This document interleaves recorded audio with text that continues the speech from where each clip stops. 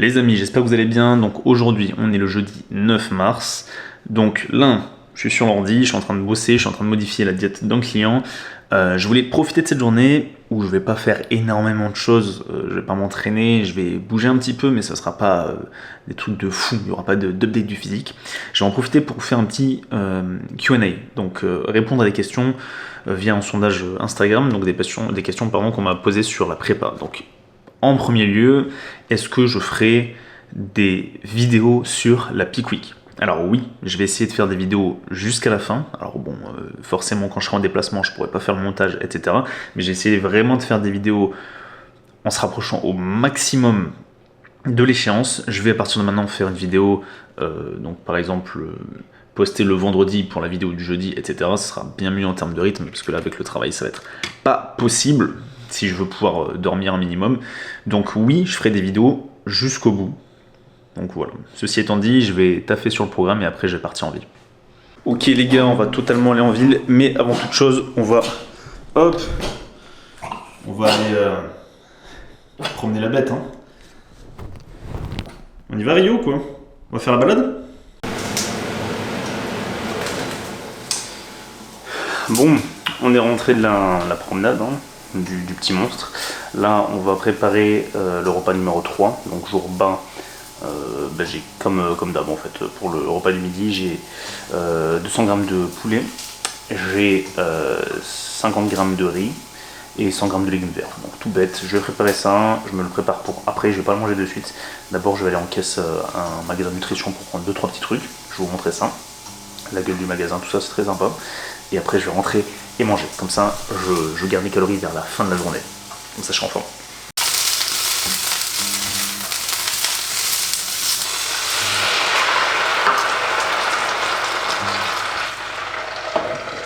Bon les amis, du coup là on est en voiture, voilà comme vous pouvez le voir. On va à Cagnes-sur-Mer, on va passer à la boutique du coup Dragon Nutrition, donc un grand bonjour à eux. Pourquoi? Parce qu'il y a quelques références de produits qui nous intéressent, donc on va aller voir là-bas. On va essayer de se prendre de la whey, de la crème de riz et 2-3 petits compléments, histoire de juste renflouer les stocks. Et voilà, et après on va vite rentrer pour manger parce que là je commence à crever la dalle. Mais bon, ça c'est normal, le jour bas, 1700 calories, chaque repas compte. Donc plus on attend, plus c'est compliqué. Allez, à de suite. Ok, on est arrivé. Tac. Hop. Bon, dans ce bâtiment totalement surexposé. On va monter, faire de petits achats en 2 speed. Tac, tac, tac. Je vais quand même vous montrer le magasin un petit peu parce qu'il est joli. Voilà. Et c'est parti, allez on se dépêche.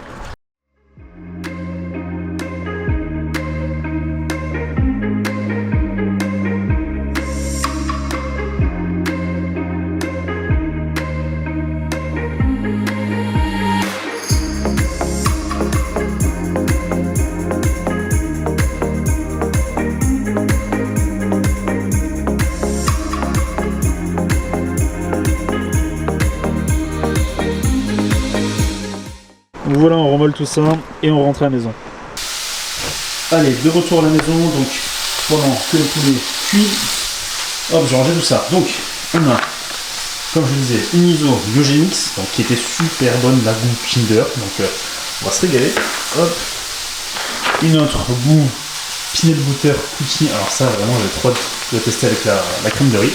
Hop, pareil, on la pose là, tac. Bien sûr les trois petites bouteilles pour que ça me tienne une dizaine de jours là, pour le matin. Tac, tac, tac. Et pour finir, une crème de riz KR Delicious, donc de Biogenix. Celle-là c'est praline et celle-là c'est Choco Nuts. Incroyable. Ça je vous jure que demain je vais les éclater. Donc je ferai une petite comparaison entre celle-ci, du coup les nouvelles, et la crème d'IGP. Goût saleté de caramel parce que vraiment elle est super bonne, donc j'espère que les deux là seront à la hauteur. Et pour finir, des shakers qui sont incroyables, des shakers encore de Biogenix, décidément. Hop, peut-être me faire sponsoriser par Biogenix. Hop, allez, direction. Voilà.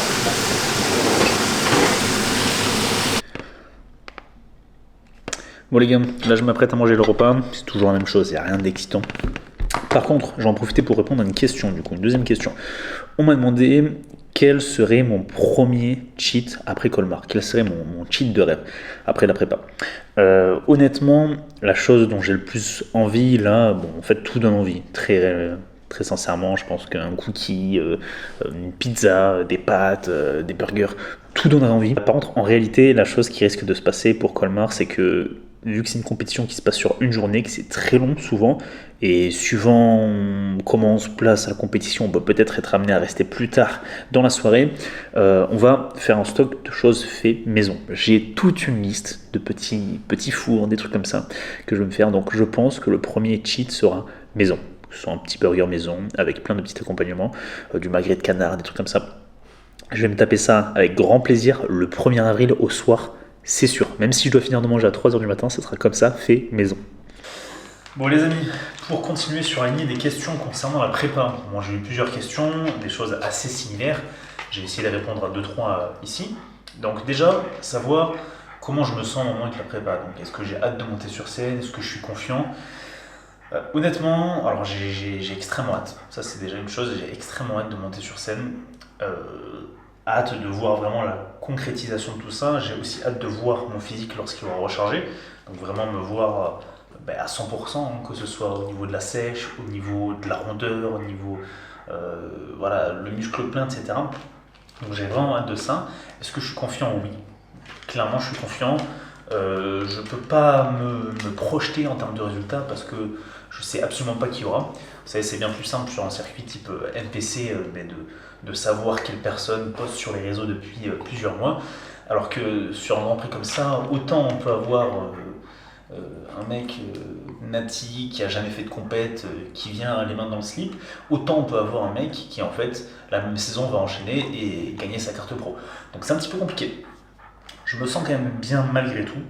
Et clairement, j'ai trop hâte. J'ai trop hâte de vivre l'expérience, j'ai trop hâte de pouvoir montrer mon travail et de concrétiser ces un an pile poil de décision prise de faire une compétition. Alors j'avais une question concernant ma sangle abdominale. Donc comment j'ai fait pour avoir cette sangle abdominale? Parce que souvent, c'est sur ce point-là qu'on me complimente. Alors c'est vrai que j'ai une bonne sangle abdominale. C'est aussi une chose qu'on a travaillé avec David. Donc on a fait beaucoup d'exercices, on a travaillé, on a essayé d'ajouter du volume, donc ajouter vraiment de la définition, de la profondeur. Après il est vrai que de base génétiquement j'ai quand même une taille qui est fine, donc j'ai beaucoup de chance par rapport à ça. Et effectivement les abdos, c'est moi ce que j'ai toujours considéré comme un point fort. Il faut savoir que depuis que je suis depuis que je suis au CE1, j'ai des abdos. Alors ça veut pas dire que j'ai la tablette vraiment de chocolat, hein, mais j'ai quand même des abdos qui sont visibles depuis cette date-là, de manière depuis plus ou moins régulière. Mais en tout cas, les abdos, ça n'a jamais été le problème. Donc là, vraiment, on les a fait passer à un niveau supérieur en termes de volume, de définition, etc. Mais il y a un gros facteur génétique. Donc comment faire pour avoir une taille de 67 cm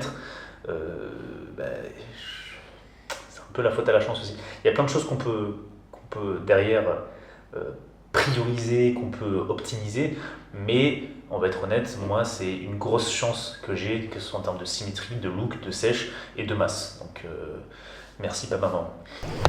Les amis, c'est pas tout, mais je vais aller à la salle, j'ai un coaching. Je vais rentrer, je vais entre-temps je pense faire des pas, parce qu'il me manque pas mal, il doit me rester 3000 à faire sur la journée, et demain est un nouveau jour. Hop là! Bon les amis, il est